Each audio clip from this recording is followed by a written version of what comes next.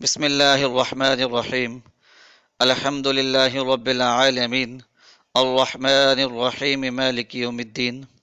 إياك نعبد وإياك نستعين. اللهم صل على محمد عبدك ورسولك وصل على المؤمنين والمؤمنات والمسلمين والمسلمات. جزا الله عنا محمدا ما هو أهله. السلام علیکم ورحمۃ اللہ وبرکاتہ ومغفرتہ. سامعین کرام، آپ کے لیے ایک ایسا وظیفہ لے کر آیا ہوں جو انتہائی مختصر ہے. صرف 41 مرتبہ آپ نے پڑھنا ہے، لیکن اس کے اثرات بہت زیادہ ہیں، اس کے فائدے بے انتہا ہیں. تو جو کوئی بھی اس عمل کو کرے گا انشاءاللہ العزیز اس کو ضرور اس کا فائدہ ہوگا. جو بھی اس کو خلوص دل کے ساتھ کرے گا، کامل یقین کے ساتھ کرے گا، نماز کی پابندی کرتے ہوئے اس عمل کو کرے گا انشاءاللہ العزیز ضرور اس کو فائدہ ہوگا. اس وظیفے کی اجازت عام ہے، انتہائی مختصر یہ عمل ہے. اس ویڈیو کو آپ نے لازماً آخر تک دیکھنا ہے تاکہ آپ اس عمل کو اچھی طرح سمجھ سکیں، اس وظیفے کو اچھی طرح سمجھ سکیں. اور نہ صرف خود آپ نے اس وظیفے کو کرنا ہے بلکہ دوست احباب کو بھی یہ وظیفہ شیئر کریں تاکہ زیادہ سے زیادہ لوگ اس سے مستفید ہو سکیں، فائدہ اٹھا سکیں. انتہائی مفید اور مجرب عمل ہے. یا ارحم الراحمین. بزرگ حضرات کہتے ہیں کہ اس کلمے کے اندر جو ہے اسم اعظم مخفی ہے. یا ارحم الراحمین، اس کے اندر اسم اعظم مخفی ہے. تو جو کوئی بھی ان کلمات کو پڑھ کر اللہ تعالیٰ سے دعا کرے گا انشاءاللہ العزیز اللہ تعالیٰ کے فضل و کرم کے ساتھ اس کی دعا جو ہے وہ قبول و منظور ہوگی. تو ایک حدیث شریف کا مفہوم ہے، جو کوئی شخص صدقے دل کے ساتھ یا ارحم الراحمین کہتے ہیں تو اللہ تعالیٰ کی طرف سے اس کے لیے ایک فرشتہ مقرر ہوتا ہے. اور جو شخص ان کلمات کو 3 مرتبہ کہتا ہے تو فرشتہ اس سے کہتا ہے کہ اللہ تعالیٰ تیری طرف متوجہ ہے، تو جو چاہے اس سے مانگ لے.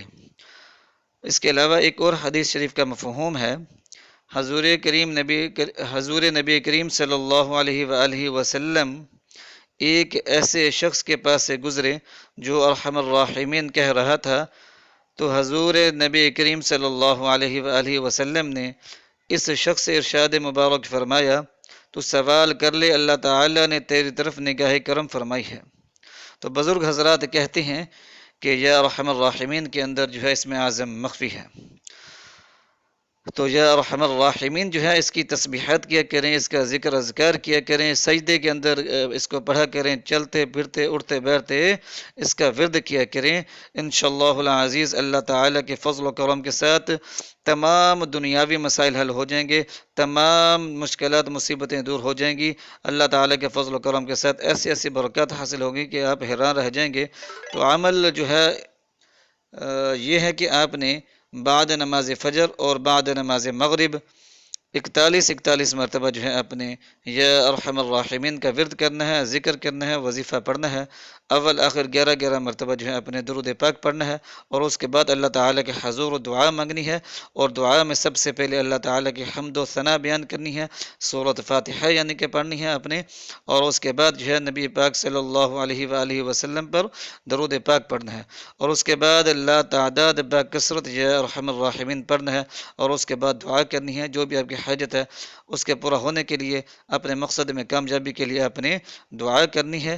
اور دعا کے آخر میں بھی اللہ تعالیٰ کی حمد و ثنا بیان کرنی ہے، یعنی کہ سورۃ فاتحہ پڑھنی ہے، اور پھر درود پاک پڑھنا ہے اور دعا کی تکمیل کرنی ہے، دعا مکمل کرنی ہے. انشاءاللہ العزیز اللہ تعالیٰ کے فضل و کرم کے ساتھ کچھ دنوں کے اندر ہی مسائل جو ہیں وہ حل ہونا شروع ہو جائیں گے.